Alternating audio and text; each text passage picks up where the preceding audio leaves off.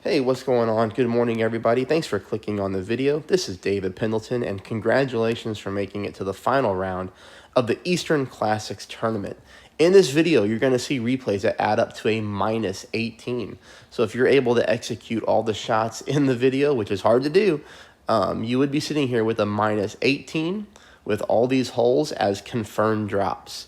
Hey, if you're not a subscriber, please become one. It would really mean a lot to me. And secondly, if you find my videos helpful, please take a moment there to hit the thumbs up button. And if I did a good job for you this week, there's a couple different ways you can help me out.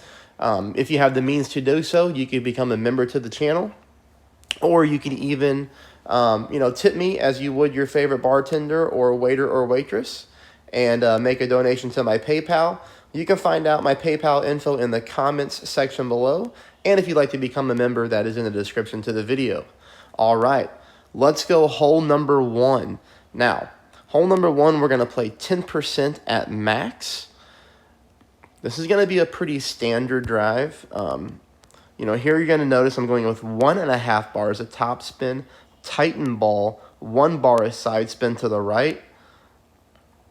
I try to get my target, pretty much dead center of the fairway right there, with my yellow ring in the middle. I would say I have a little bit of room on the left and right hand side, so I'm not up against the rough at all, right?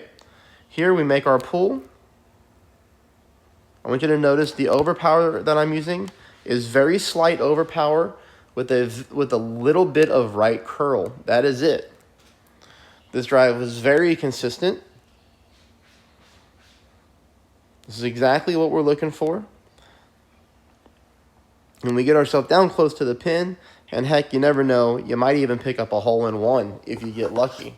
But let's say that you clip the rough, okay, and that you roll out. If you clip the rough and roll out, you're going to be stuck with your wedge shot to pin, which is no big deal.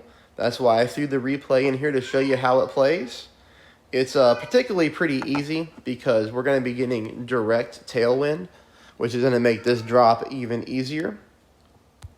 But here we go with a full topspin shot. We make a very minor adjustment with our rings. We hit a perfect ball, and of course we're in the cup for an eagle on hole number one. Very, very easy, and a hole that we have to get down to win the tournament or compete for a banner. Hole number two, there's nothing special here. We're going to be playing this the same way we have the whole time. We're going to be going with a big topper, and then club number two is your choice, okay? For me, it's a Horizon. You could play with a big dog. You could play with a Cataclysm. It's whatever you're most comfortable with on that wood club that's going to give you good top spin, and that's going to give you good, a little bit of good curl, okay? But the top spin is going to be the most important for sure. Here, we're just driving this ball up the fairway. We're playing this the same way we have all tournament. Same thing for hole number two, or for shot number two. There's really going to be nothing special about this whatsoever. Same thing. Pretty much we're going with almost max top spin, as much right spin as we can. And the biggest thing that we're doing here is we're going to be utilizing the right curl to get ourselves going towards the green and to make sure we don't go in the rough on the left-hand side. Here we hit a perfect ball, and you can see here we have plenty of room. We roll onto the green, leaving us for a very easy putt on hole number two. So that starts you off at a -4. Okay, hole number three, I do not have a hole-in-one, but I do have a good opportunity to show you what to do here. We're going to be taking our Goliath with a Navigator. We're going to go 3 bars of backspin. We're going to play this one 10% at mid. And here I am lining up my ball guide line with the backspin first, to get my ball guidelines sort of pointing at the pin as good as you can, as you see there. Now, what I'm going to do after this is I'm going to apply just a little bit of left spin. So as you can see, that's going to make my ball guideline now point away from the pin, but that's okay. We're going to rely on the wind to push us back towards the pin. So here we make our adjustment. No overpower, of course. We hit a perfect ball, which is the only way you can learn from a shot when you have a miss. Now here you see we miss it by, let's call it, half a green square to the right. So What ultimately we may need to do here is add a click more of left side spin. Definitely this one is going to be a very difficult par 3 to pick up a hole-in-one on, but that's one little trick that we can try to do to pick up the ace. But again, very difficult, not something that I would really be counting on. But we do go on the hole number 4. Hole number 4, I'll show you how to pick up an eagle here. If you're following along, so far we're -5. We pick up the eagle here. This would be a -7 for you.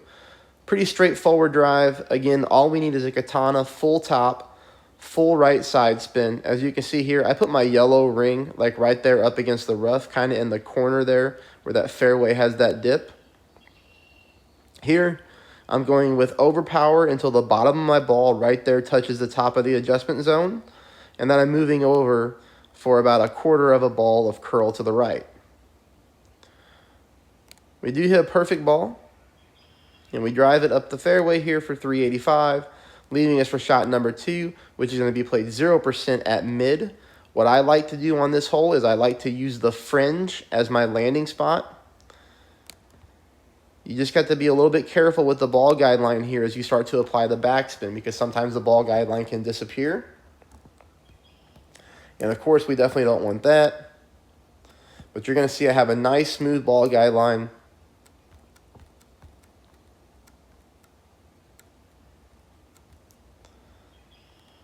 And then we got to hit perfect, which we do. We hit that fringe exactly where we were landing.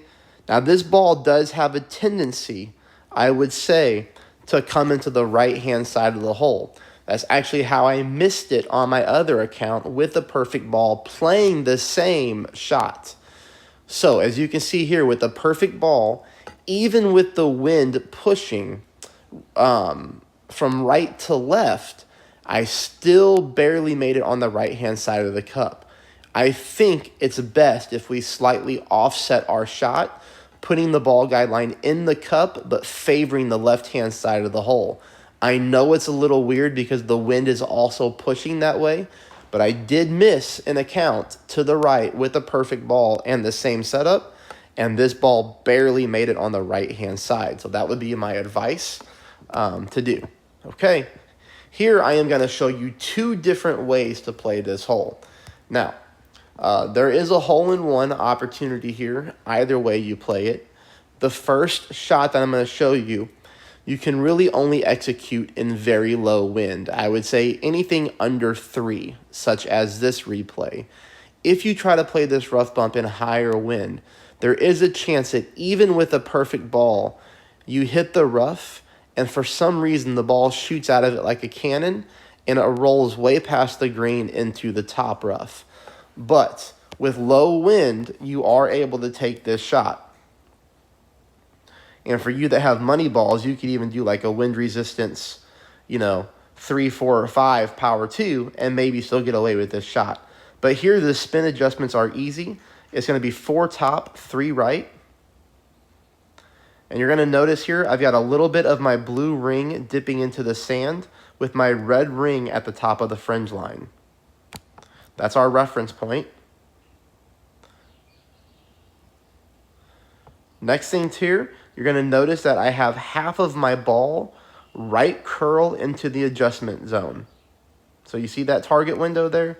Half of my ball is in that window. That is very important on this hole. I found this shot on pro, and it does translate to rookie. As you see, we come in almost dead center for a hole-in-one. Now, I'll show you another way to play it that we almost pick up a hole-in-one. Same thing, 20% at mid. What I'm doing here is going with backspin. So you saw there 4 bars of backspin combined with a bar of side spin to the right.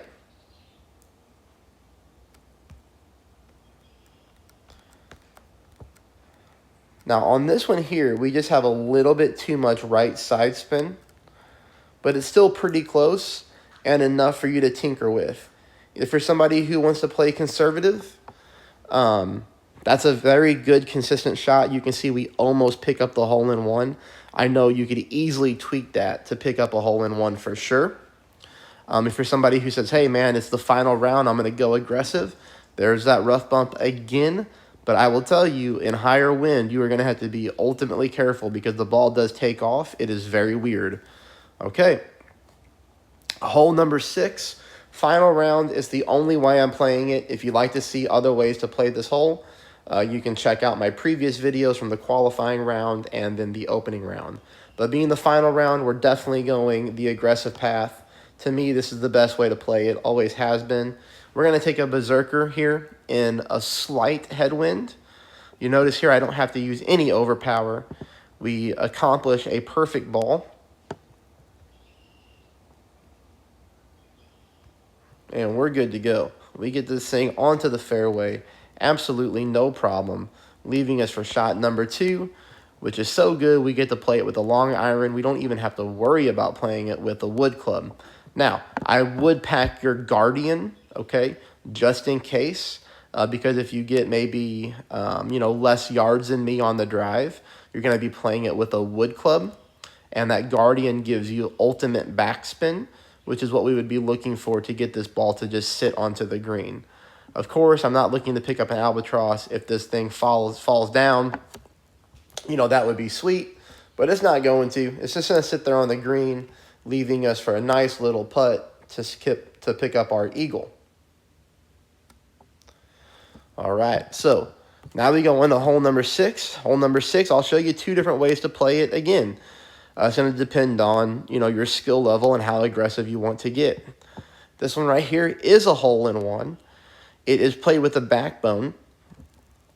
And I'm sorry, we'll go here to the spin adjustments. We're going to play at 10% at mid, about 1.7 back, 1.6 back maybe. 1 bar is side spin to the left, which is max left side spin with the navigator. You're going to notice here, I've got about half of my orange ring in the rough and half of the orange ring on the fairway. Some people call it orange, some people call it red ring. Notice the end of my ball guide line there is offset about 1 full green square to the right.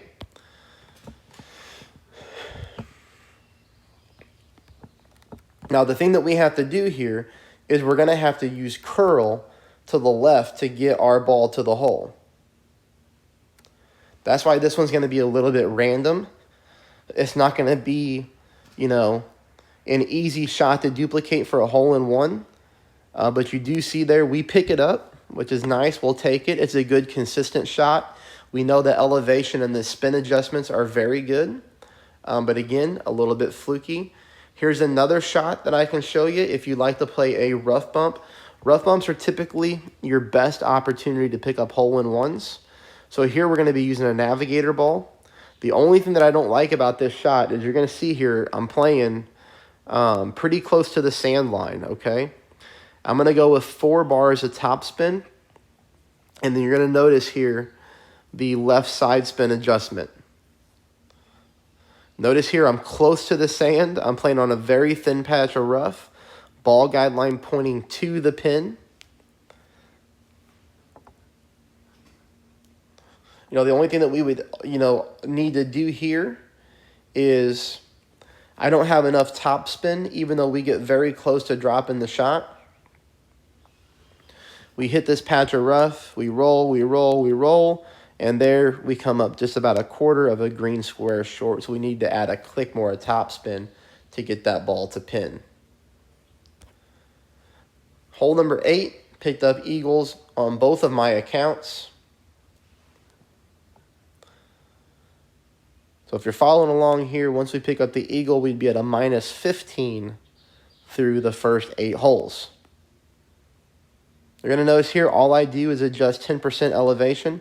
I use about half a ball of overpower with half a ball of curl to the left. That's it. I did not push back up to max. I learned earlier in the tournament that if I do that, I could accidentally go too far and then roll into the rough. This is a nice part for us to stop, leaving us for a wedge shot to the pin. These wedge shots we have to get down in order to win tournaments.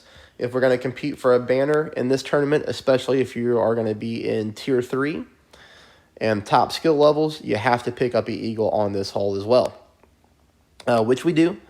This is nice. This is very low wind, very easy adjustment. We get ourselves a perfect ball. And again, we're into the hole for the eagle. All right, that'll bring us on to hole number 9.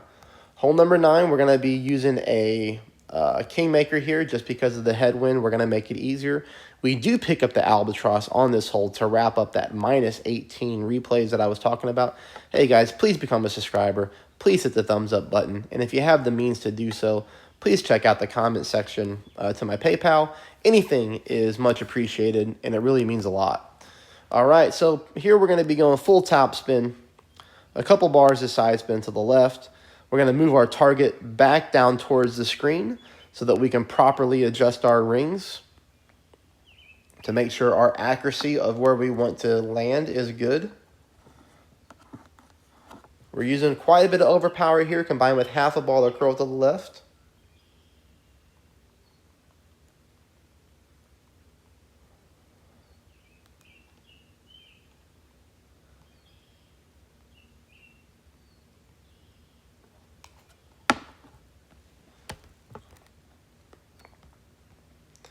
And then what I do here on shot number 2 is it starts me off with my Goliath, but I'd really like to take this with my sniper.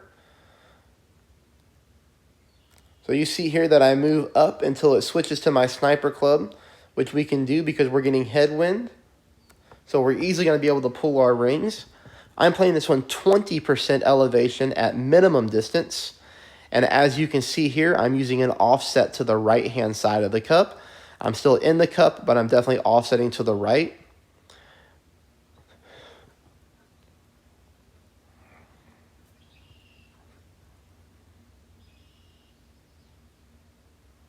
And we get this thing to drop dead center, bring us in for the albatross. Thanks everybody for watching. I'm going to work on the back 9 here shortly. Let me know how you do in the comments. Good luck.